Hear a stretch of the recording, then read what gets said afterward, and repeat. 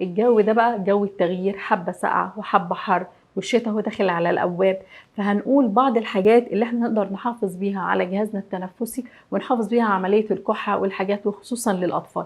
هنهتم أول حاجة ببعض المشروبات المتوفرة في كل بيت، زي أهم حاجة النعناع سواء كان أخضر أو ناشف، بس هو دايما يفضل تبقى الحاجة خضراء، بتبقى لسه المواد الطبيعية اللي موجودة فيها نسبة فعالة أكتر، هي موجودة في الناشفة بس الخضراء تبقى النسبة بتاعتها فعالة أكتر شوية.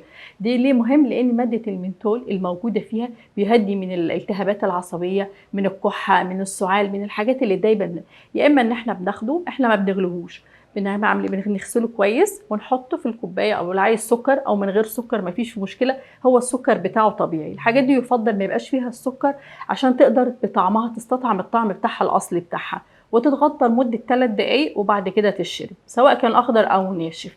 تاني حاجه اللي هو الجنزبيل، برضو في منه الاخضر وفي منه الناشف، ده بيعمل على تقويه المناعه، بيساعد على تحسن عمليه التنفس، العمليات الايضيه اللي هي عمليات الداخليه للجسم، الميتابوليزم والحاجات المهمه دي كلها.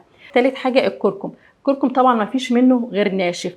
مهم في ايه؟ ان احنا ممكن كمان نمزجه او نعمله ماكس، يا اما مع الجنزبيل يا اما مع النعناع، دي ما فيش فيها مشكله، برضو بيتحط في الكوبايه بتاعتك وبتضيف عليها يا اما سكر يا اما من غير الميه المغليه، وبتبدا تعمل لها عمليه غلي. في البردقوش ده برضو مهم. اهم حاجه في الحاجات دي ان احنا نجيبها من عند عطار مضمون، وتكون الحاجات بتاعته مجروره، يعني في ناس عليه اقبال، ما تبقاش الحاجه عنده مركونه في فتره طويله، لان الحاجات دي ممكن تبقى عنده سنه ويجي عليها السنه اللي بعدها وتبقى موجوده، فكده عمليه التخزين ممكن ما تبقاش سليمه، فتاثر ان احنا بناخد الحاجات دي وما نستفدش باي حاجه من العناصر الغذائيه بتاعتها.